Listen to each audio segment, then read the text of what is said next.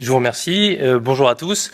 Je suis ravi d'être ici donc pour cette première fois. Il y a beaucoup d'orateurs qui sont venus plusieurs fois. Mais je suis vraiment honoré d'être invité pour la première fois. Je voulais remercier Nicolas. Euh, je Je vais parler, donc je parle un petit peu de lunettes auditives à la fin, mais principalement je peux parler de l'avenir du rehaussement de la parole. Je vais plutôt parler du passé et voir un peu l'historique des travaux qui nous ont amenés aux premiers algos de rehaussement de la parole par IA dans les prothèses auditives qui sont sortis ces dernières années. Pour un peu de contexte, moi c'est le sujet de ma thèse et depuis ma thèse j'ai créé une société Pulse Audition qui développe des lunettes auditives avec de l'IA embarqué pour le rehaussement de la parole. C'est donc mon lien d'intérêt. Et donc je vais surtout parler de rehaussement de la parole basé sur le deep learning et pas sur l'IA comme Eric Bavu l'a bien noté et l'intégration dans les prothèses auditives. Très rapidement, pour être d'accord, on se pose la question de si on a un seul micro, comment on est capable de séparer les signaux audio qu'on récupère, en particulier un signal de parole et un signal de bruit. Et dans ce cas-là, on va être sur ou du rehaussement de la parole ou du débruitage. Il y a un domaine en particulier qui a poussé l'innovation et l'avancée du deep learning pour le rehaussement de la parole. Ça vient de la séparation de paroles. Donc là, les 7-8 dernières années, les grosses avancées, elles viennent de ce problème. Si on a deux personnes qui parlent en même temps, comment on se débrouille pour récupérer les deux signaux séparément? Et donc dans ce cas-là, c'est la séparation de paroles, et c'est plutôt dans ce contexte-là que je vais parler. En général, on peut faire des méthodes de rehaussement de la parole ou de séparation de parole qui sont basées sur les données temporelles directement, donc la forme d'onde. En général, on fait recours à une transformée temps-fréquence, donc une représentation de temps-fréquence sur laquelle on va pouvoir analyser et extraire le signal d'intérêt. Donc Eric a montré juste avant les spectrogrammes non rehaussés d'un côté et ensuite rehaussés. Donc on se base beaucoup sur la STFT, la transformée de Fourier à court terme. Et elle est composée de deux choses. Elle est composée donc de la partie magnitude que vous connaissez tous. Elle est lisible, on voit les harmoniques et les gens qui savent lire les formants et un peu lire ce qui est écrit dans ce spectrogramme. Et de l'autre côté, il y a le spectrogramme de phase. Donc la transformée de Fourier, c'est une représentation complexe. Et on voit que le spectrogramme de phase, on n'y comprend rien. Et on n'y comprend rien, on n'est pas tout seul. Et dans les, disons, 5 dernières années, c'est pas joli, je m'excuse, les 5-10 dernières années, il y a eu un effort pour modéliser la phase, parce qu'en fait, il y a un peu un plafond de verre. Si on on modélise la magnitude et on fait du rehaussement dans le domaine de la magnitude, on peut pas arriver à un niveau de qualité audio qui est satisfaisant pour l'audiologie de façon générale, mais toute application audio. Et donc, on a besoin de travailler sur la modélisation de la phase. Et elle encode des informations qui sont vraiment fines sur les signaux, qui sont importants, par exemple, pour la consistance entre plusieurs harmoniques, pour qu'on ait vraiment le démarrage des consonnes, par exemple. Voilà.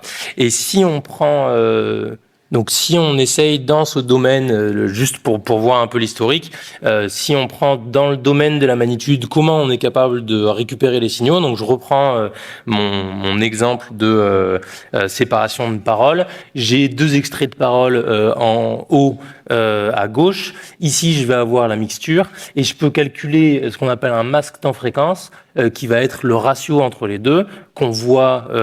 Alors ici, c'est un masque binaire qui dit en gros, sur chaque pointe en fréquence de la mixture, quelle est la source qui domine?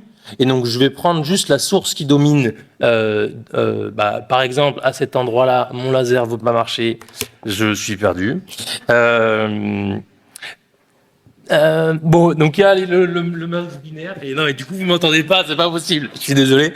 Ce qui vraiment, il remarche. Voilà, donc il y a le masque binaire qui dit de chaque pointe en fréquence à qui il appartient, et est-ce qu'il appartient à la source 1 ou à la source 2.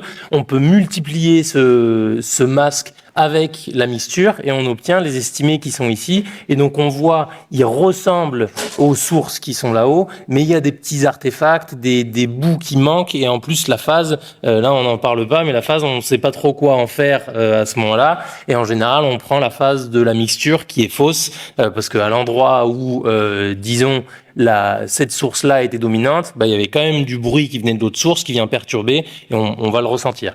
Donc, mais disons, il y a 5 ans, c'était considéré comme le Graal de la séparation de sources. On pensait pas qu'on pouvait faire mieux en rehaussement de la parole par IA que ce masque de ratio que j'ai mis ici. Donc ça a été l'objectif et donc le principe, ça a été de se dire, on encode le signal donc avec la STFT, le signal de la mixture, on le passe dans un réseau de neurones qui va estimer lui-même, au lieu d'estimer la parole directement, il va estimer le masque parce qu'il est plus facile à estimer. Il va estimer le masque et on va l'appliquer à la transformée de Fourier. Donc si on revient en arrière, en fait, on l'applique à 7, le réseau de neurones estime ces deux masques, l'applique à la mixture pour obtenir les estimés qui sont ici. Et le réseau est entraîné pour apprendre le mapping de la parole, de l'ensemble des paroles vers les masques. J'espère que c'est clair. On va à l'étape d'après. Et ensuite, on est capable de retourner dans le domaine temporel. Donc ça, c'était c'est les premiers travaux, ils ont fait ça avec des résultats qui étaient intéressants, mais on a vite atteint la limite des performances qu'on pouvait avoir parce que il n'y avait pas de modélisation de phase et les performances oracle, les performances maximum qu'on pouvait atteindre étaient elles-mêmes capées. Donc là, on a atteint le plafond de verre assez rapidement et ça, c'est pas important. Et donc à ce moment-là, il y a une vague de travaux qui travaillent sur qui introduisent des représentations de temps-fréquence au lieu d'être fixes comme la transformée de Fourier qui a été bien pour le traitement du signal classique pendant des décennies.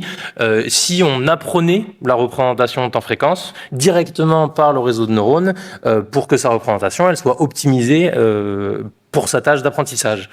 Et donc ça, c'est un papier qui date de 2017, qui a globalement changé le paradigme de comment on pense la modélisation de la parole pour le rehaussement et la séparation.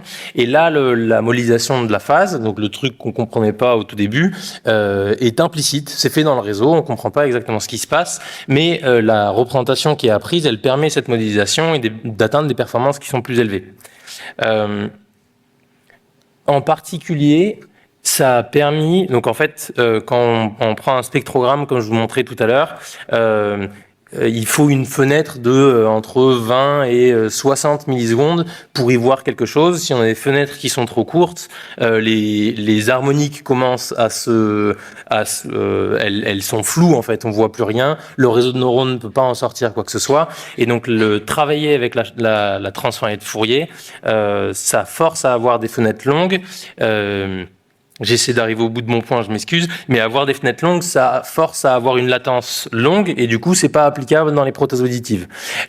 Cette nouvelle méthode qui a été introduite donc en 2017 permettait de réduire la taille des fenêtres parce qu'il y avait une modélisation de phase implicite et c'était assez prometteur pour l'industrie de la prothèse. Je vais vous faire écouter quelques extraits. J'espère qu'il y aura du son. Numerous works of art are based on the story of the sacrifice of Isaac. J'ai oublié de vous dire ce que vous alliez écouter. C'était la mixture, donc avec les deux locuteurs. Là, je vous fais écouter donc les toutes premières méthodes qui ont été introduites en 2015, basées sur la transformée de Fourier, où on va avoir l'estimation d'un des deux locuteurs. Je ne vais pas faire écouter les deux. Philosophers of education often differ in their views on the nature of knowledge. On entend qu'il y a une personne qui parle, mais moi, j'ai pas tout compris. Et au fur et à mesure des années, donc là, on est toujours dans le domaine de la transformée de Fourier, et au fur et à mesure des années, on va entendre que la qualité s'améliore. Philosophers of education often differ in their views on the nature of knowledge. Ici, on arrive sur les méthodes basées sur les filtres temps-fréquence appris par le réseau de neurones. Philosophers of education often differ in their views on the nature of knowledge. Et une itération suivante avec des modèles qui sont plus gros, des fenêtres qui sont encore plus petites pour mieux modéliser la phase. Philosophers of education often differ in their views on the nature of knowledge. Et si on compare avec la source initiale propre fournie dans les données d'entraînement, Philosophers of education often differ in their views on the nature of knowledge. on est capable d'entendre une légère différence, mais c'est relativement, c'est vraiment léger. On a fini par avoir une estimation quasiment parfaite avec la dernière méthode que je vous ai fait écouter de 2020.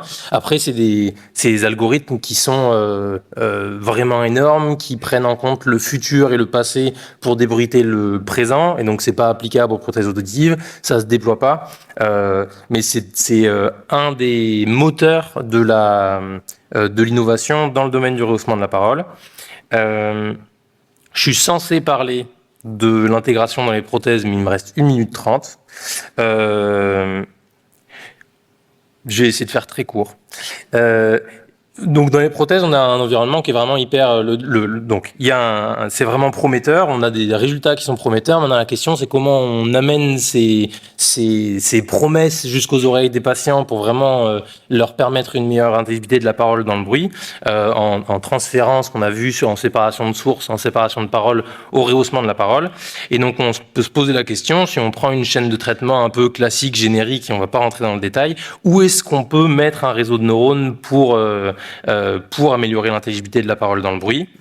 Et donc il y a un peu, c'est un spectre. Il y a d'un côté la version on fait que du traitement du signal classique et on reste comme c'était avant, et ça a des avantages et des inconvénients, on va en parler juste après. Et après il y a la deuxième version le deuxième extrême du spectre, critiqué par David Colas à juste titre, par moi aussi, c'est de prendre un réseau de neurones qui va tout faire, auquel on va pas comprendre grand chose. Donc les deux solutions sont je considère mauvaise, pour les raisons qui sont listées ici, en particulier sur la partie pourquoi on ne fait pas un réseau de neurones qui fait tout. C'est des problèmes d'interprétabilité et de consommation de puissance, et donc il y a un espèce de Graal dans la prothèse auditive, pour le rehaussement de la parole dans le cadre de la prothèse auditive, c'est trouver le bon compromis, la bonne place sur le spectre d'algorithmes à l'interface entre le traitement du signal et l'intelligence artificielle, comme ce qui a été présenté juste avant sur, par exemple, la localisation de source, pour avoir à la fois l'interprétabilité et des modèles qui soient déployables en temps réel sans avoir 2 heures d'autonomie en tout et pour tout. Voilà, je conclus. On fait des lunettes auditives. Je suis ravi d'en discuter avec vous quand vous voulez. Je vous remercie pour votre attention. Bonne journée.